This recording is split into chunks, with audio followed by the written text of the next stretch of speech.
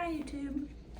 So today I wanted to talk about the 5 things that I felt convicted of when I found Jesus. And these things have developed over like a year or so because I started thinking about Jesus and the concept of God about probably about a year ago, to be honest, like seriously thinking about it and really contemplating the whole idea.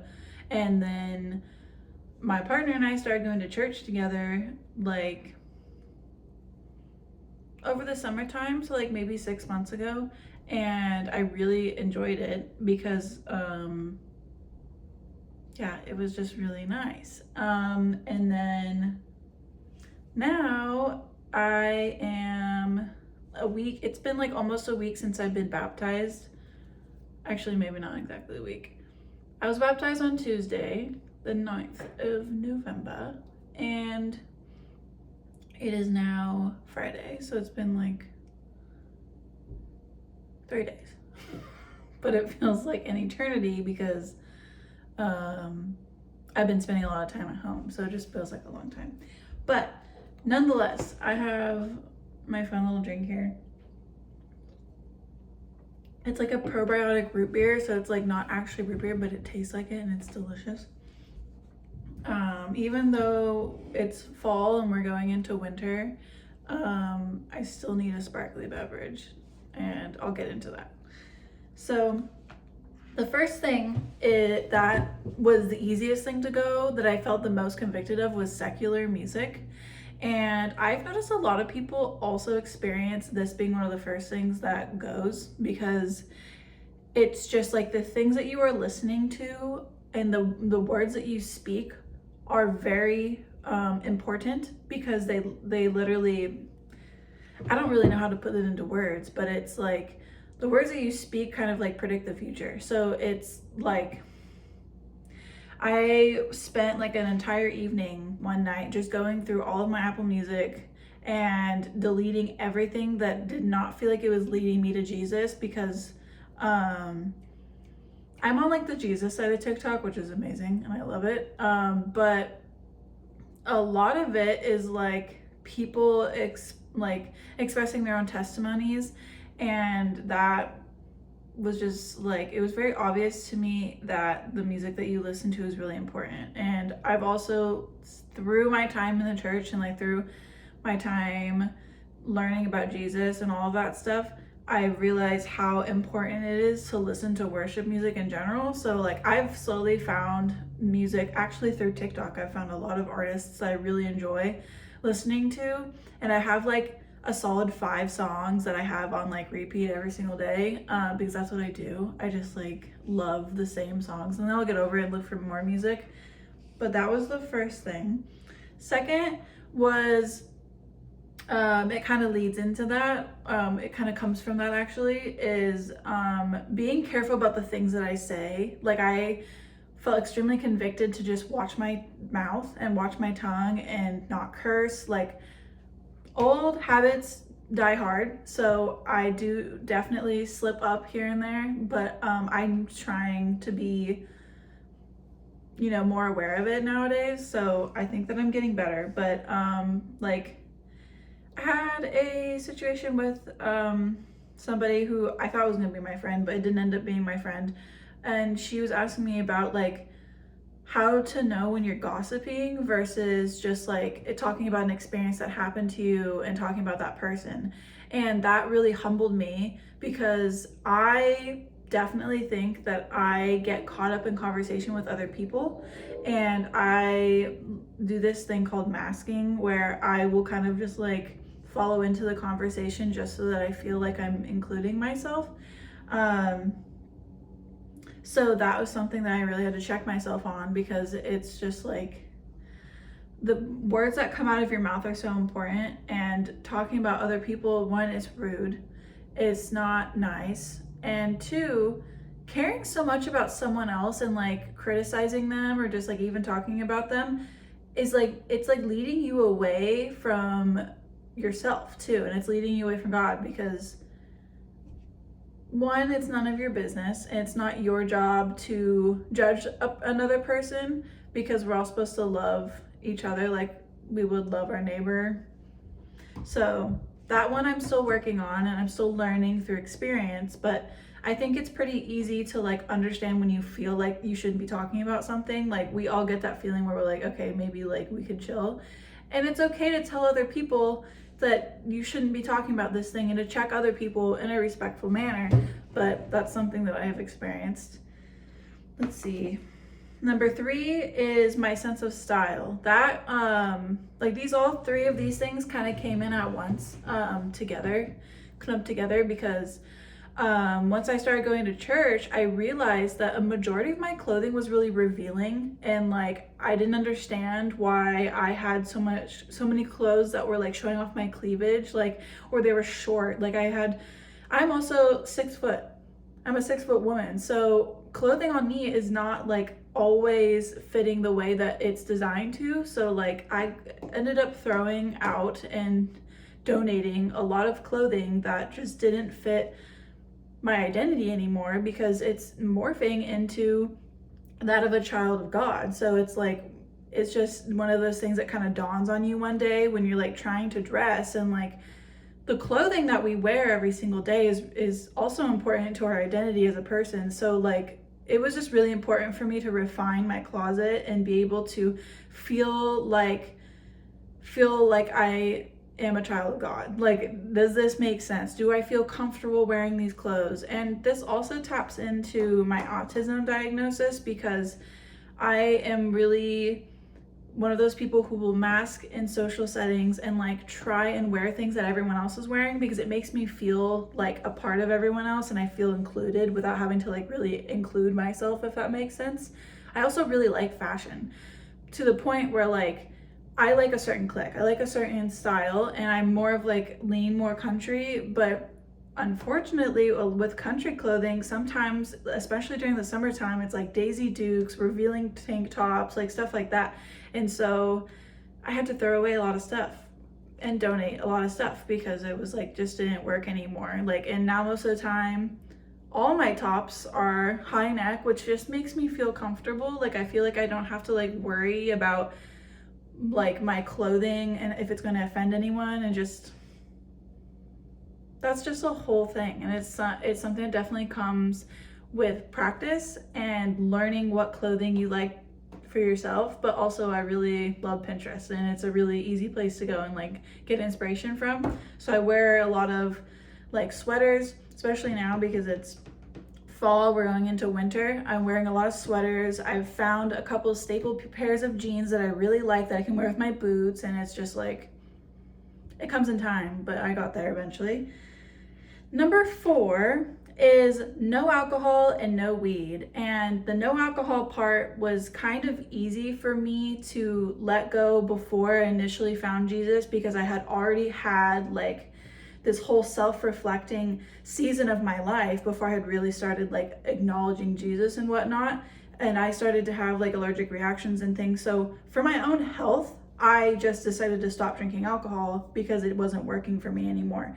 And it was sad at first, because it's really hard to fit in with society when you don't drink alcohol, but it's also like there's so much more to life than activities with alcohol. So it's like you just have to find where you fit in and make scenarios that feel comfortable for yourself, which also means you end up being like not ostracized, but like more lonely. But that's where growth happens. So how could I be mad at that? Let's see. For weed, that was harder, because I have been smoking weed probably longer than I've been drinking alcohol. Like I had been smoking weed for like 5 years, and that's not that long. For some people have been smoking weed like way longer and like didn't feel like they were convicted to stop for like longer than me. But it became one of those things that when I did it, I had a feeling of regret afterwards, where like it was still fun and like enjoyed the feeling, but like something in me was just like I had just done something wrong. And like it's like my parents caught me. Like I felt vulnerable for the thing that I had done, which is an interesting feeling to have when you're 25, almost 26, and you haven't lived with your parents for like over a decade. So it's like weird. Let's see. Oh yeah, I have notes here, by the way. I was using weed to also like numb my brain, because when you're autistic, that a lot of the time comes with sensory issues. If not every case of autism comes with sensory issues and like processing disorders. So like smoking weed really helped me blend into society and be able to like tolerate everything that was like such a sensory trigger to me. So once I realized that like I can remove myself from certain situations, I can find a job where I fit in and feel comfortable, like there are variables that can lead to comfort outside of like the sensory issues and whatnot. And so once I started to realize that, and I started to refine my life a little bit more for it to make sense, it was just like so obvious to me why I was using it. And then I realized that I wasn't actually enjoying it, and like I didn't like spending the money on it either. Like when I would go and spend money on it, I felt like I was wasting my money, but like it felt like I needed it, like it was a safety blanket. But now I'm at the point where like I stopped smoking, and then like I just haven't even thought about it. Like actually earlier this week, last weekend, I gave away all of my stuff to a friend who still does use, and I felt good about that because I was like, okay, she's on a different journey, it's fine. You know, we're all in our own world. So like at first I didn't want to get rid of it, I just wanted to clean it and like hide it away somewhere so that no one could use it. But then I was like, having it in my house is a problem, because then that leads to temptation, and I just don't want temptation in my house. So I ended up getting rid of it, all of it. And I honestly feel like a weight has been lifted off my shoulders, and I'm finally past something that was controlling me for so long. Like I've been sober from alcohol I stopped drinking in April, May, June, July, August, September, October, November. So it's been almost a year. It's been 8 months since I have stopped drinking alcohol, and it's been like 3 months since I stopped smoking weed. And honestly, the time is just flying by, because like it doesn't mean anything to me anymore, which I'm so grateful to not have withdrawal. Like I don't think I had withdrawal from weed at all. Like it was super easy for me to let it go. Alcohol, on the other hand, there was definitely temptation within the first couple months, and now I'm at the point where like I just don't, because I know it's not good for me, and I also know that it's just like not a part of my life. So I'm just like coming to terms with it. But my family also does have a history of alcoholics in it, so I do know that there was a problem with that. So that's a separate story, but it's like everyone's sober journey and all of that is different. So number 5, and is the last thing I have written here, but I'm sure I will be convicted of more things throughout my life, because that's the way that it works. You know, like it's not all at once that we like become a perfect person or perfect in God's eyes or whatever, because no matter where you are in life, you are perfect in God's eyes, and he just wants you to find him and to follow him. So for the last thing, recently has become a conviction as of like literally this like last week and a half, is giving up control over like everything. And by that I mean I started to understand and like reflect and notice how me trying to control certain variables in my life started to lead to false hope and destruction. So I had been in like a cycle for the past like 2 years of like destructive like personality traits and like trying to control everything, and just like it was all going down bad. And I didn't really understand that until like I think today, actually, as I was writing this, it dawned on me what it all has come to and like what this all means for me. But at the end of the day, being convicted to let go of control is just part of God's plan, because we're not meant to control everything. Like, yes, there are certain worldly things that we have to adhere to and live with that we have to control to a certain extent, but there's so much in this world that you can give up to God and have a better feeling about life through that.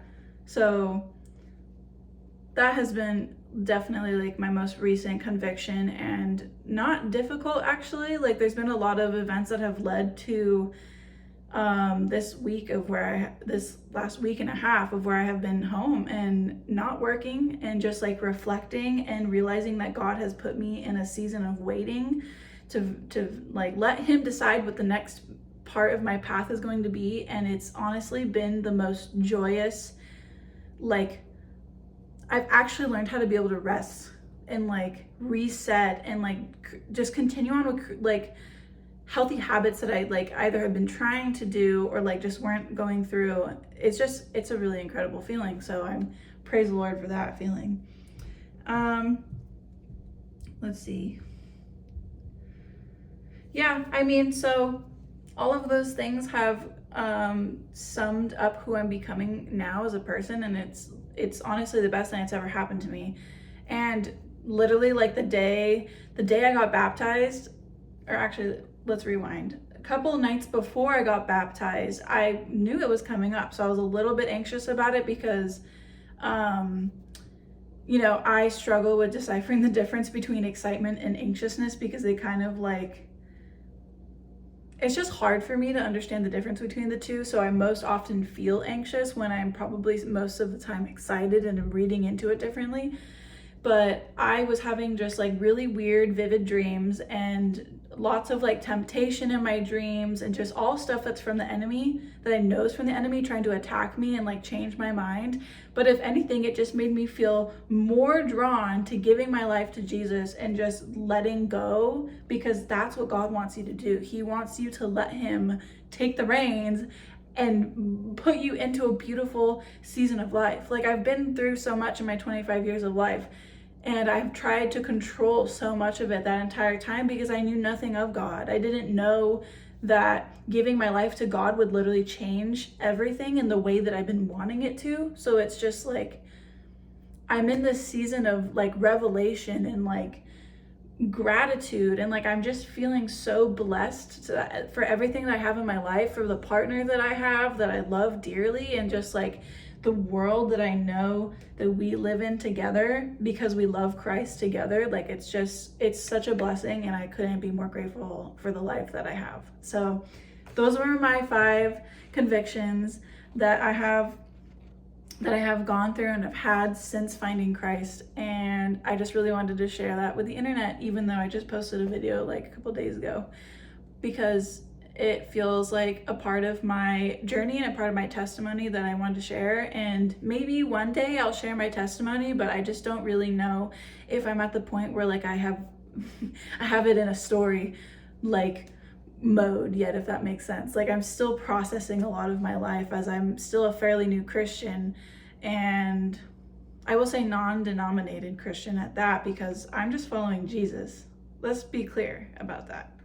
But anyways, I hope if you got to the end of this video, you enjoyed hearing my piece and listening to me share my story.